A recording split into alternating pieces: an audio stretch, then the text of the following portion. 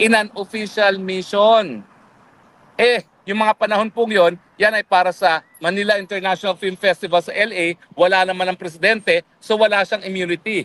Kaya nga po, kinakailangan sumipot siya sa mga investigasyon ng kapulisan ng Beverly Hills.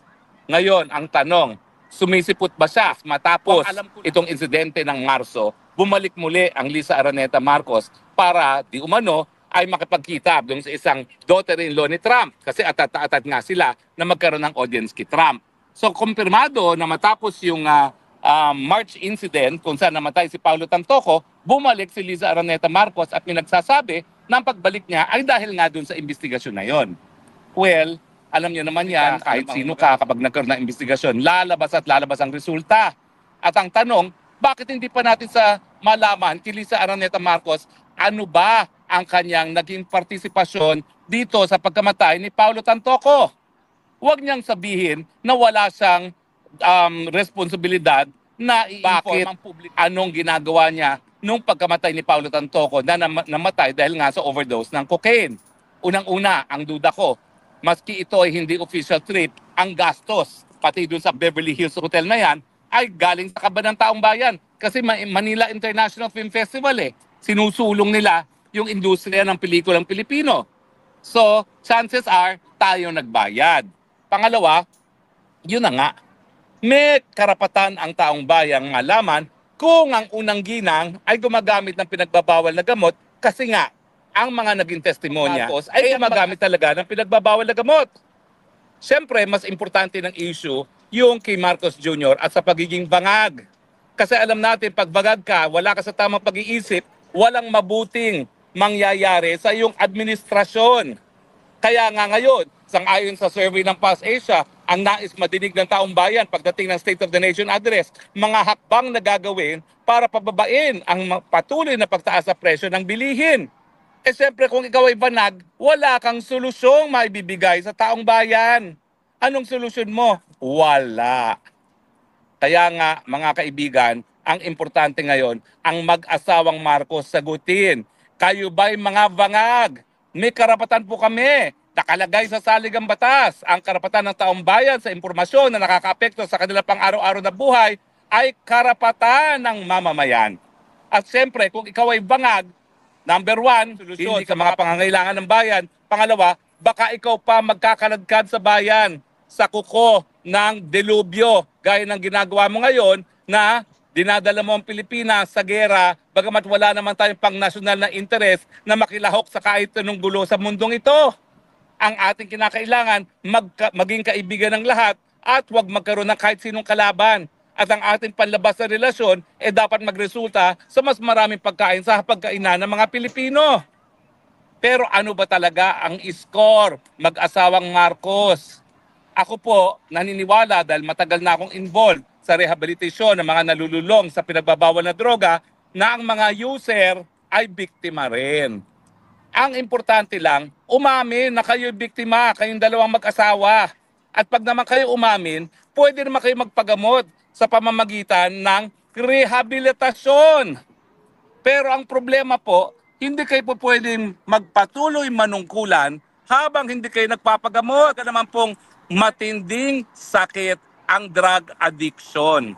At talaga naman pong walang ikabubuti sa bayan yan kung kayo ay mga bangag na nananatili sa pinakamataas na pwesto.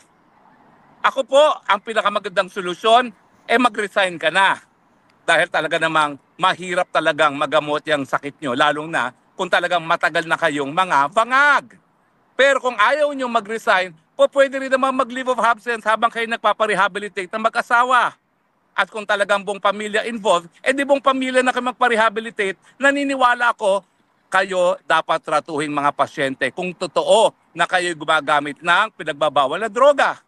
Pero habang tatratuhin namin kayong mga pasyente, huwag naman na kayong mananatiling pinakamakapangyarihang leader sa ating bayan. Hindi naman kinakailangan dahil meron namang alternatibo. Paupuin ninyo.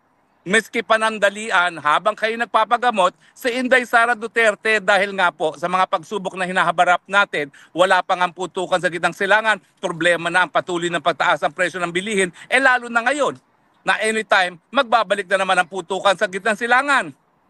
Hindi naman po pwede na gaya ng style ni Marcos Jr. na kapag dumating ang bagyo na palagi naman dumarating sa Pilipinas, nagkakamot ng ulo at nagsasabi, anong gagawin natin?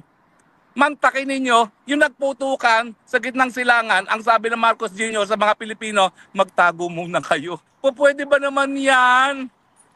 Yan po talaga nagpapakita na parang wala kayo sa tamang pag-iisip. At ang aking pakiusap, hindi naman kayo kinakailangan manatili sa kapangyarihan habang kayo may ganun kapansanan dahil nandiyan naman ang Vice President. Kaya nga merong Vice President. Ako naman po yung umaapila sa inyong pagmamahal sa bayan. Kasi talagang kinakailangan unahin muna ang interes ng taong bayan. Itong pagpatay ni Paulo Tantoco, ang tanong po rito, wangag ba kayong mag-asawa? At ang kinakailangan, sagutin nyo na yan. Kung talagang sa tingin nyo kasinungalingan yan, magpa-hair follicle test.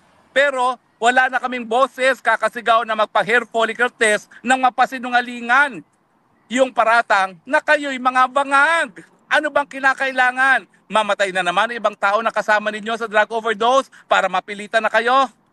Pero kinakailangan, Liza Marcos, Araneta Marcos, dahil kay isang abogada, gaya ko, meron kang obligasyon sa hukuman bilang ahente ng hukuman, kayong dalawa, ikaw na manguna. Hatakin mo na yung asawa mo kung talagang kayo'y hindi gumagamit ang pinagbabawal na droga at magpa-hair follicle test nang at least masabi mo na as an officer of the court, bangag at hindi bangag ang presidente na dapat nagpapatupad ng batas at hindi gumagamit ng pinagbabawal na gamot. At siyempre, bilang abogado, obligasyon mo rin na kung talagang may karamdaman na seryoso ang presidente at ang drug addiction ay isang matinding karamdaman, sabihin mo na, imungkahin mo na sa iyong esposo kung anong dapat gawin. Either mag-resign, mag-concentrate sa kanyang kalusugan, o di naman kaya ibigay panandalian ang kapangyarihan mamuno sa Vice President habang nagpapagamot. Ulitin ko po ha, kung ang mga Pilipino natural na mapagpatawad. Napatawad nga nila si GMA matapos siyang mag-I am sorry. Sa tingin ko, bukod sa I am sorry na dapat sabihin ninyo mag-asawa kung totoong kayo gumagamit ang pinagbabawal na gamot, kinakailangan meron pang we will rehabilitate ourselves. Alam niyo naman, yung pagdating ng sa rehabilitation na yan, kung ikukumpirma nyo na kayo nagpapagamot, sigurado ako patatawarin kayo ng taong bayan. Pero ang hindi ka patawad-tawad, kung mag-i-insist kayo, magpipilit kayo na nakaluklok sa kapangyarihan na walang kakayahan. Dahil talagang matinding sakit po sa utak itong drug rehabilitation. Ako po'y nalulungkot para sa pamilyang Tantoco. Kilala ko po ang mga magulang ni Paulo at kilala ko yung kapatid niyang kuya. Nakasama ko po yan sa isang affair. At naimbitahan pa ako sa isang affair na isang opera, no?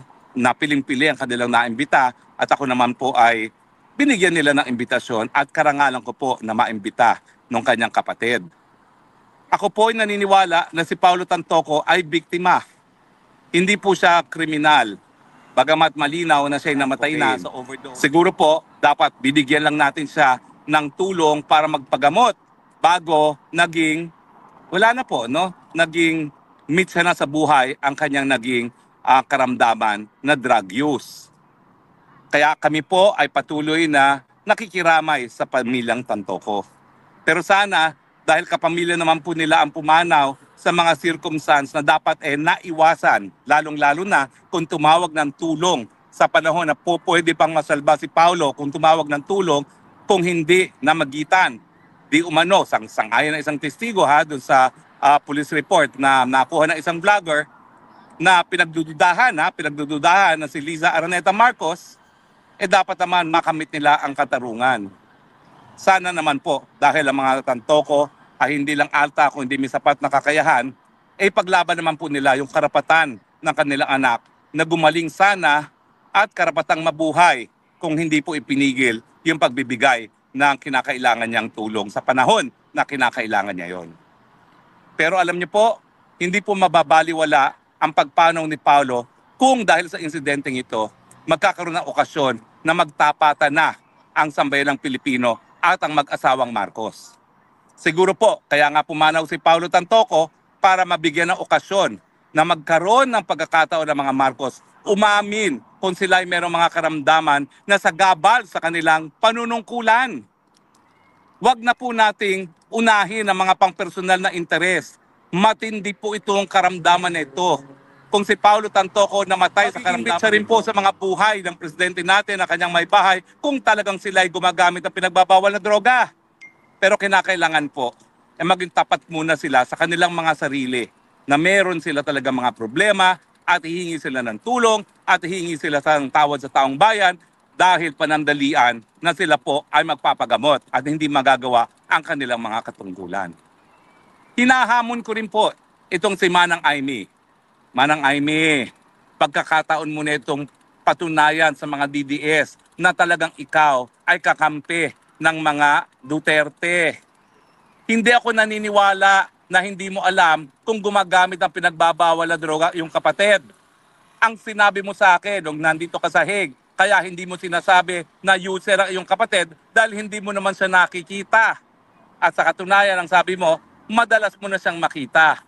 Pero alam na alam mo bilang nakakatandang kapatid kung ano ang kasaysayan ng iyong kapatid pagdating sa pinagbabawal. Siguro naman noong mga panahon na siya nasa Oxford ang tapabalita sa Rolling Stone magazine na siyang tagabili ng cocaine para sa niyang mga kaibigan dyan sa Oxford, alam nyo na, may duda na kayo na gumagamit siya at alam mo na kung ano mga hakbang na ginawa na inyong mga magulang para nga masalba ang buhay na iyong kapatid.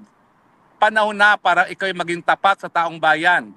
Mas lalo kang mamahalin ng taong bayan, hindi lang dahil sa investigasyon na ginawa mo, kung sasabihin mo ang katotohanan at ikaw na ang humingi sa iyong kapatid na magpagamot at ibigay na muna ang liderato ng bayan natin sa tao na walang karamdaman. Sarah, gaya siya namang pinagkakatiwalaan mo. Pag ginawa mo yan, burado lahat ng alinlangan ng DDS sa'yo, Manang Aimee. At tatanggapin ka bilang isa sa ating mga bayani ng bayan.